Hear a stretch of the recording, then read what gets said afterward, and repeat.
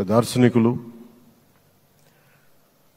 4 దశాబ్దాల సుదీర్ఘ అనుభవం, ఎన్నో ఒడిదుడుకులను ఎదుర్కొన్న తెలుగుదేశం జాతీయ పార్టీ అధ్యక్షులు శ్రీ నారా చంద్రబాబు నాయుడు గారికి నా హృదయపూర్వక నమస్కారం.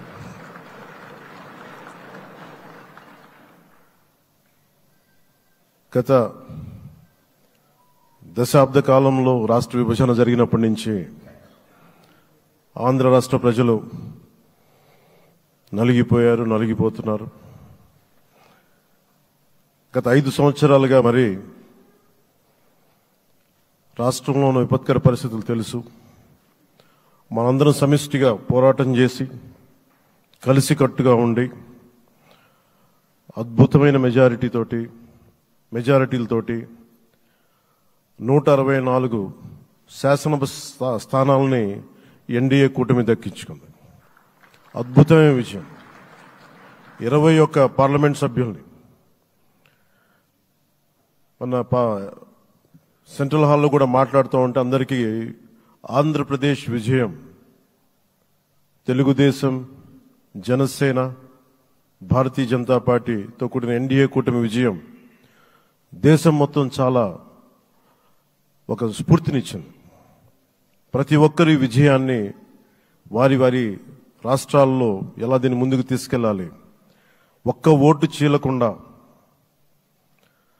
అలయన్స్ అంటే ఎలా ఉండాలి అనేది మన ఆంధ్ర ప్రాంత ప్రజలు, మన ఆంధ్ర రాష్ట్ర ప్రజలు మనందరం కలిసి కట్టుగా చూపించాం. 2021 మార్చి 14 ఇప్పటం సభలో నేను ఒకటే తెలియజేసుకున్నాను,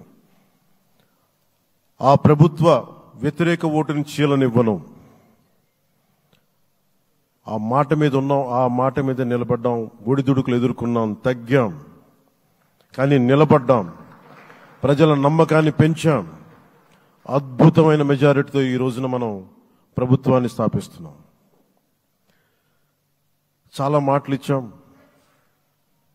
పొద్దున కూడా జనసేన లెజిస్లేటివ్ పార్టీ మీటింగ్లో నాయకుడిగా ఎన్నుకున్న సందర్భంలో మాట్లాడుతూ మనం చాలా మాటలు ఇచ్చాం.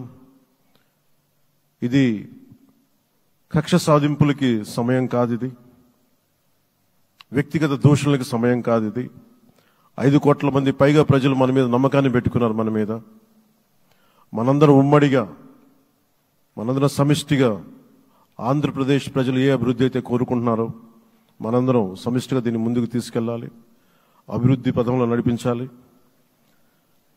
విద్య, వైద్యం, ఉపాధి, సాగునీరు, తాగునీరు, లా అండ్ ఆర్డర్ ఇవన్నీ చెప్పొచ్చాం. మనం బలంగా నిలబడతామని.